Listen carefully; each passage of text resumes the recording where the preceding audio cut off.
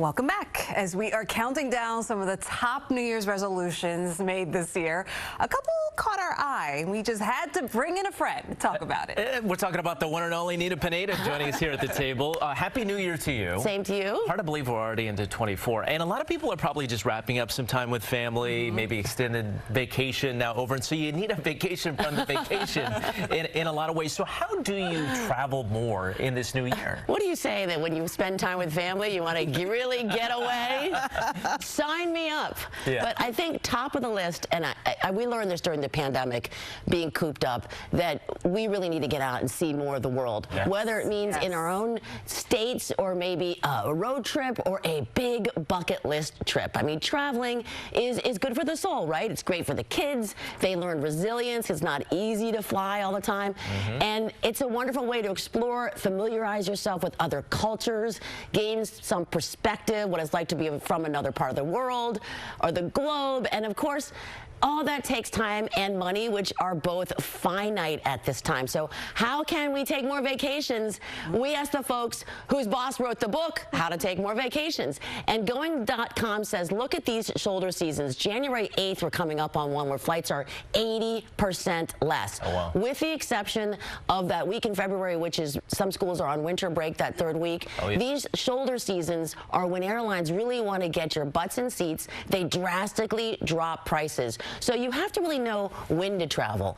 Don't travel during when everyone else is traveling, August, June. Try to get away on those off-peak times, and you will end up saving a ton of money. I think that at one point you had told me, travel in October. Yeah, that's another big shoulder season. About going to Mexico, and I think I remember you telling me that. So, yeah. Not the peak times. Travel off-peak. Well, and you reached out to the viewers out there because a lot of people have a lot of questions, and you took them right to Katie, right? And you got some answers. And the first one is really, what is the best advice when trying to find a good deal, whether it's these shoulder seasons or whatever their body part season that you want to talk about, not just the shoulder season. But how can you maximize it, especially because, you know, for you and I, you start to rack up those, I mean, 5 plane tickets, that right out of the gate. Yeah, and then it is a lot. Where we're going to stay, it all adds up. So what do we do? Let's hear what she has to say. That's a great question. So basically, a lot of us tend to think in a formula when we are considering traveling, where we have a place in mind and then we start to look for airfare and hotels and whatnot. When really, a great way to save is to let the deal be your guide. So really flipping the script and having a deal be your first starting point, then the place, and then everything else.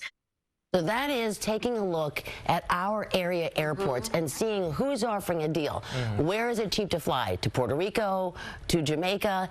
Instead of saying, hey, I need to go to Aruba, pick, let where you're going, the city be the point. So pick any beach. Yeah, exactly. Any beach, as long as any beach at all. As long as it's above 80 degrees. Yep. So Nina, just to really drive home the point, you're heading into the new year, you want to keep saving money, so what about those points you've earned? Is there like a certain way that you could save money that way? That was a very, very big question that was asked by our viewers. When should we get rid of those miles? When you're trying to save, but you're also looking to book last minute, using your points and miles can actually be a great way to save. When cash prices are high, booking like a last minute way to save is really looking at your points and miles and using those either alone or in conjunction with your cash to actually bring that price down. You get the best redemption when typically cash prices are high. Are you a points hoarder? Do you hoard your points? You know, we don't travel enough to even think about the points, but I was looking the other day and I realized we have quite a few points, which can be used for not just travel. Right? Definitely use them. And then if you're going to be putting stuff on a credit card that you know you're going to buy anyway, I'm not saying get into more debt, but groceries and gas, get a rewards card because then you can start accruing those miles. Oh. That's good advice. So now that, you know, we've been talking about traveling, and it does sound like a dream because a lot of people one of their resolutions is to like get their finances in order so that they can travel more. In fact, improving finances is the second most popular New Year's resolution this year. So how do we even begin to do that? The thing is, start small. Remember, we did the 100 days to Christmas?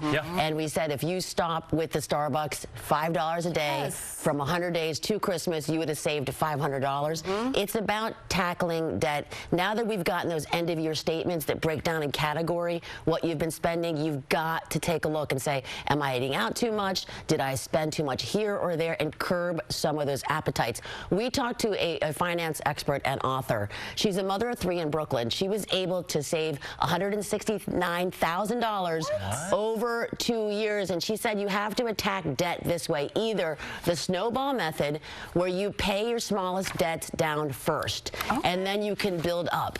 This really gives you this sense of accomplishment when you're talking about getting rid of credit card debt. The other one is called the avalanche method. I did this with my credit cards. I actually looked at where I had the highest debt with the highest interest, and then you pay that high debt down first. And here's what she had to say about which of your personalities, this could be suited to what you want to do first. And then another thing I talk about in the book is the most annoying debt that you have. Like, is there a debt that drives you crazy, or you really, maybe it gives you some angst, and you really would feel a sense of encouragement by paying that off first, regardless of balance, regardless of interest rate? Then you can potentially look at paying that off first. Overall, I think you need to know what motivates you. Are you more numbers driven, so you want to pay down to save on interest, or are you needing motivation, and so paying off the smallest first makes sense? Snowball debt. I know, but the first things you have to do is face your debt. You have to get out your bills, see where your credit cards are, see where you have redundant subscriptions. There's apps that can help you with. Really open up everything, and then set a goal. That goal might be a trip. That goal might be a number, and then design a plan. I'm not saying budget, because everyone tends to glaze over. Oh, make a budget. Make a budget for yourself. Who wants to do that? Wah, wah. You want to design a plan. Design a plan. How am I going to get from A to B?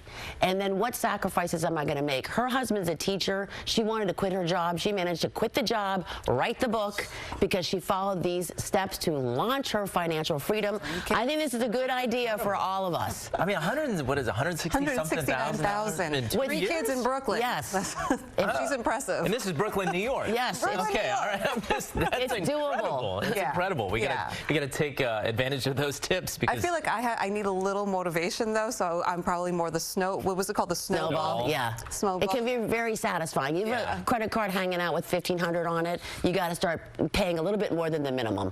Okay. I'm excited for the new year. So happy New Year, guys. Fresh start. No, thank you, Nina. Always great stuff. Yes, it's really helpful. We